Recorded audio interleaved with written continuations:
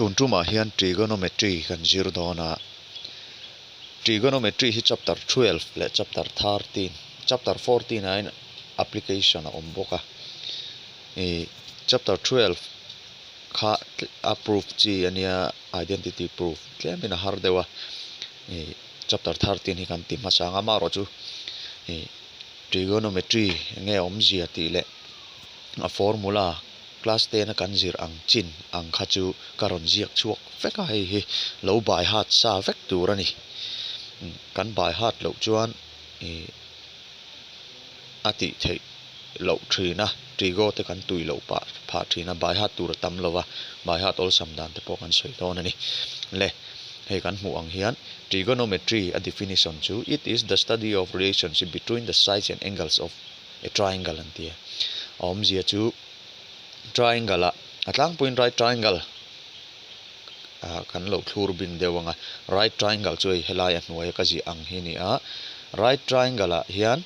hei kan riat angin perpendicular te helam side hi base helam side hi hypotenuse hei heta hin alam pum ka jiak veka khi kan thretura ka ngaya pythagoras theorem te po a oma pythagoras theorem te po kan zir thar le anga ta chuan chung triangle te a sides le a angle te an in tluk tlan dana kha trigonometry chu ani maya chu mi chung chang zir na chu chuan trigonometric ratio si paruk a oma theta kan ti thin ho kha paruk ba ka om lo ani tam lo sin theta a oma ama saber hi sin hi ti hian an ziak maya sin theta heta hen a angle he lai angle hi theta an ti chu ni a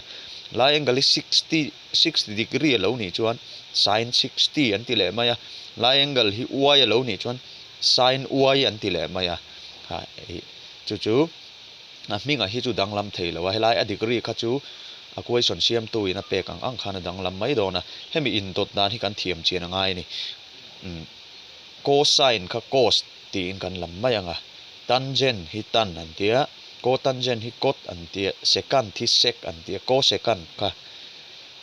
cosec ti nan lam thin ani ni kum lama class 9 lama kan threto tura ka ngaya chuan hei paruka oma hemi in dot dan hi a in dot dan hi kan bai hatang sin zo cos a oma cos zo tan a oma tan zo cot a oma cot zo sec zo cosec tiang khan kan bai ha don ani chuan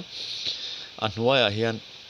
trigonometric identities hi chi hrang a omta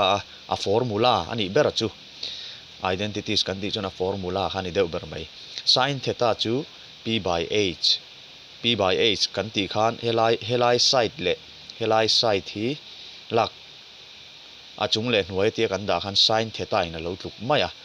entinan p hi 4 cm te lo ni se h hi 5 cm te lo ta se hei 4 hei 5 lo ni ta se ka ti na ni chu p by h lo ni chuan 4 by 5 sin theta chuan 4 by 5 atu mai don ani ti na khani ta ni kumlama kan threto a chuan cos theta chu b by h lo ni tan theta chu p by b hemi pathum hi by hat chuan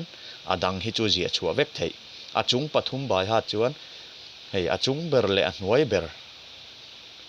achung ber dot tu le hnuai ber dot tu alai pani ti khan ain reciprocal chi ni reciprocal kan ti chuan a let link anin let link chi ti na ni chu sin theta chu p by h lo ni chuan cosec theta chu p by h kha h by p hei helai tal hi chu kan mit thla thei turin kan bai ha ta ngaya hemi in dot dan bai ha ta poimot na khani ta ni masaber le to ber masaber dot tu le to ber dot tu alai pani ti khan kan thiam anga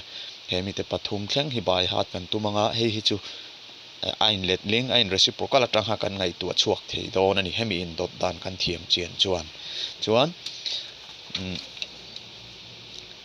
reciprocal form kan ti le a hei hi abai hat olnan a ming hi kan phu a reciprocal form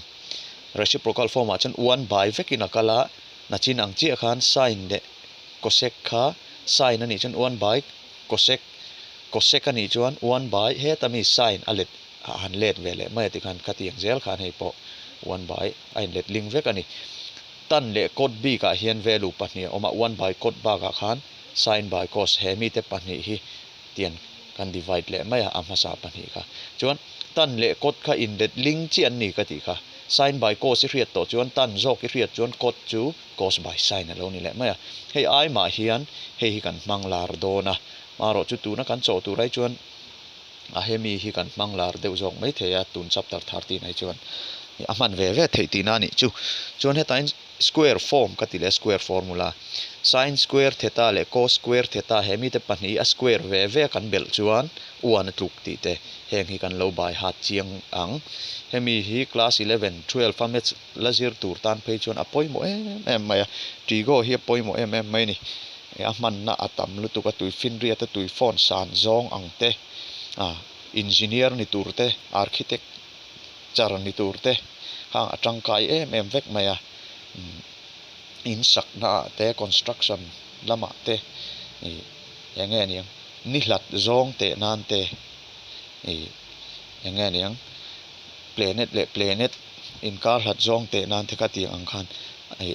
mi hring ina han te chi ni lo ni trigonometry mangina an te tri na trigonometry hi mathematics branch pa chuan apoimo em apoimo pol takania mi zo te hian kan hu phuring kan thiam lo thina ka omit mayang ti tok te kan om thin amaro chu formula te kan thiam chen chuan all sum thil har salu tu kanilo ni ti kha kan soi masadua chuan heta hian he complementary angles pom tu na kan man turania helai hi hei chu trigonometric tables ania azia chuadan ka soyanga nakina all sum he po by heart loin zia dana omani ta chuan hela hei hi tun tuma chuan in by heart ma support angin cho main sin 90 minus theta equal to cos theta sin chu tun tuma hi chuan hei a in dot dana ka kan soi non le lokanga hei hi a in dot dana hi thiam nge tur ziak par thei turin hemi ringota hi chuan engtiklai poziak thei tur khan by heart kan tumanga chuan na china kha chuan heta ama saber le top ber hei reciprocal form ate chuan ama saber le top ber kha anin let link ka ti kha chuan ma se tun tuma chuan complementary angles a ve thung chuan ama saber le adot tu chuan alai pani chuan atop pani ka tiang khana in kop ve thung don ani chu ka soidan chu kan thria mo sin le cos tan le cot sek le cosec ti khan kha an kal phung tur ani ve don ani hei han en taila sin 90 minus theta theta chu angle a degree zat la ni don ana kina chuan 90 minus theta lo ni khan sin chu a hnuai che hi na china ka soyang khan sin chu cos a ka ti kha cos he tami kha kan la chuak anga ti kha heta hen 40 degree lo om chuan cos 40 degree atluk mai don ti nani sin 90 minus 40 khan cos 40 atluk don ti na angani chu hei hi kan lo by heart vek anga kan soi vek seng lo chuan a in an vek tho wangin table zia chuadan hi kan soi le anga class 10 a hian degree hi 90 degree chin kan zira class 11 a chuan 180 degree te 360 as 720 degree ti thlente a tam maya a basic tak ala ni awangin lai thleng hi kan zira hei theta ka tia 0 degree 30 degree 45 degree 60 degree 90 degree henga wi chin chi a chian tu nakina kan zir huna chun 32 degree ti te lo la om dona khang kha chu table a om ve lo ti na ni table a om chin chu 0 degree 30 degree 45 degree 60 degree le 90 degree ni ta sin theta cos theta hen doting an ziak thale veka sin 0 in nge tluk anti huna 0 sin 30 in nge tluk anti huna 1/2 ka class 9 a pokan zir to kha he table hi chu chuan sin b khi in by hatang he sin chau hin by hatang 0 1/2 1/√2 √3/2 1 chuan cos alo ni huna khan uluk deuin ngai thla he ta tang hian a let zong in ka copy phei le ang he chuan tan alo ni huna khan tan chu na china khan he sin by cos kan ti to a tan theta chun sin by cos ati chuan sin divided by cos ti nani sin value hi cos in azona mi thok ka divide le 0/1 chu 0 lo nia ta 0/1 chu 0 chon hemi te pani kan divide chuan true hi kan katanga 1/√3 hey ta hin lo chua le mai kha tiang che khan root 2 le root 2 hi ka kat le nga 1/1 chu 1 lo ni chuan 2 le 2 hi kan kat chuan root 3/1 chu root 3 lo ni a chuan hi not define kan ti chan chu 1/0 0 hian eng number ma divide thei lawa 0 table hian eng number man om lo entinan 0 1 is 0 ania 0 2 are 0 tho ania 0 hian 1 hi sem don tai la 1 hi a table a om lo hrim tina ni chu tiang bokin number dang zong poi 0 table an om lo 0 table a chuan 0 100 r po 0 tho ania 100 kha 0 table a om lo hrim a chu tiang chi chu number zong 100 table an om lo 0 table a chuan 0 veka chua ka chu wangin 0 hian eng number ma sem thei lo ti hriat tur 0 hian eng number kan sem re rengin not define chuak thin chuan ti khan hei hi hemi kan zia chu le to hnu kha chuan he ta tang hin tiang ka copy phei le let zong khan kan chu mi hnuwa sec chu he ta sec chu sec chuan 1 by cos atluka cos let ling ti na ni chu cos kha le lin tur ti na sec ani chuan 1 hi ka le lin chuan a hnuaya 1 a om renga 1/1 kha ka le lin chuan 1/1 ti na tho ani angai tho ron chuak don ani chuan